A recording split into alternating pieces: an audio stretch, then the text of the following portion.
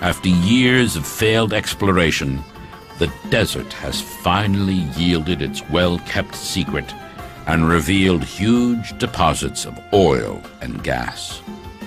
Formerly known as the Sea of Death, the Taklamakan Desert is now referred to as the Sea of Hope. For energy-hungry China, the black gold of the Taklamakan is a blessing. Xinjiang is now an important provider of much-needed energy, with pipelines connecting it to the highly industrialized east of China. Besides oil and gas, the desert has also rich deposits of copper, gold, iron, tungsten, chromium, manganese, saltpeter, and gypsum, which are mined with modern techniques. Huge wild camel herds continue to roam the desert and gather around their watering holes.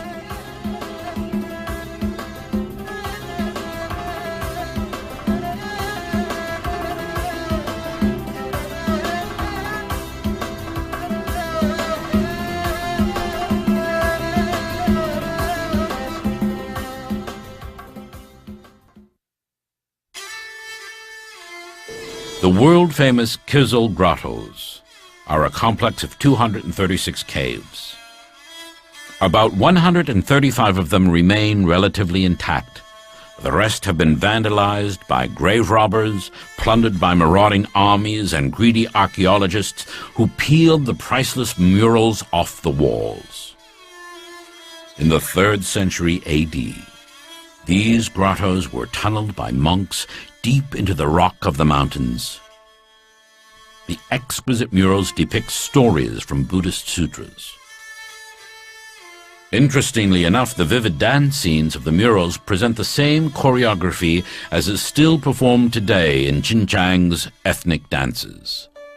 The famous Iron Gate was built at the top of a pass crossing an insurmountable mountain range. It was a strategic checkpoint on the ancient Silk Road. Travelers had to pay a road tax for the privilege of using the Silk Road. Broken-down carts are reminders of the arduous treks the caravan traders had to make to move their precious merchandise across Central Asia. In the 13th century, during the Yuan dynasty, Emperor Kublai Khan, grandson of Genghis Khan, perfected the postal courier system. His fearless Mongol warriors guarded the Silk Road and guaranteed safe passage for the caravans, which usually traveled by night because in daytime the desert heat was unbearable. The former palace of the commanding general of the military garrison stationed at the Iron Gate is now a museum recounting the bygone glory of the Silk Road.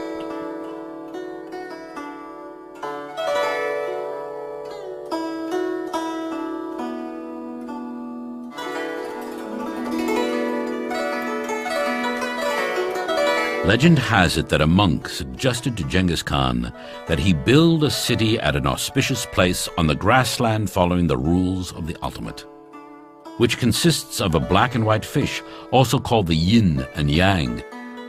The 8 diagrams symbolize the 8 natural phenomena: water, sky, earth, thunder, wind, fire, mountains, and lakes. Genghis Khan passed away before he could realize the vision of the monk. Early in the 20th century, a Chinese government official remembered the legend, and Turkis, also called the Heavenly City, was built according to the monk's suggestions and Genghis Khan's original architectural plans. This brand new city on the vast historic grassland has been blessed with prosperity and good fortune ever since.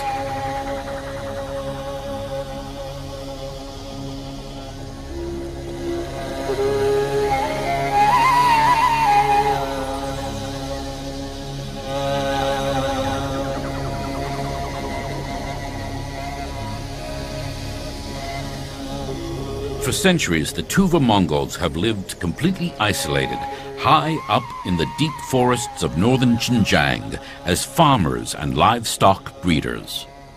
The Tuva claim to be direct descendants of Genghis Khan.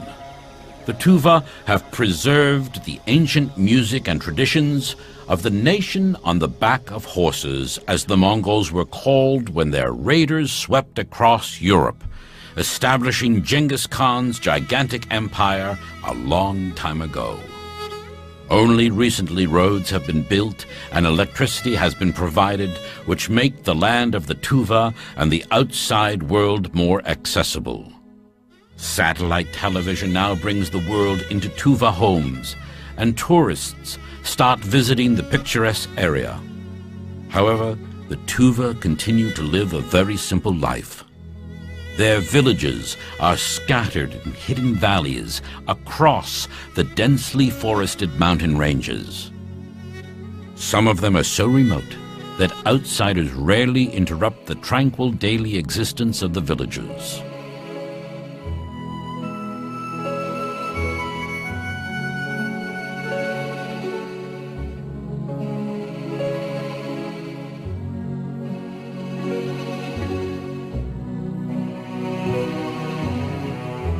Unlike their nomadic brothers on the endless grassland of Xinjiang, the Tuva live in sturdy wooden block houses with mud-covered roofs shielding them from harsh winters.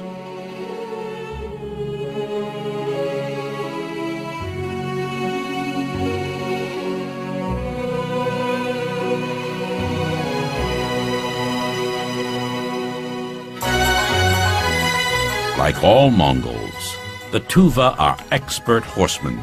They seem to have been born in the saddle. Horses are their best friends. The Tuva breed fine horses, which master the rugged mountain trails connecting the remote villages.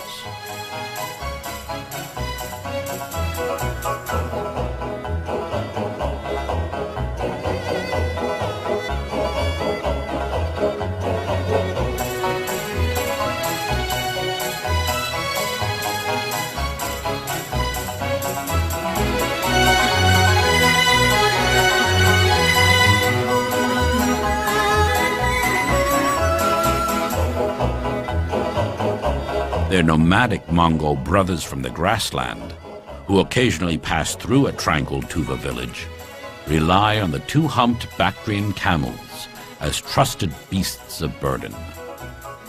The camels are also called boats of the desert. They have the unerring ability to sense water. Wherever water can be found, just beneath the desert's surface, the camels will stop. The caravan drivers will dig and for sure will find the life-giving element.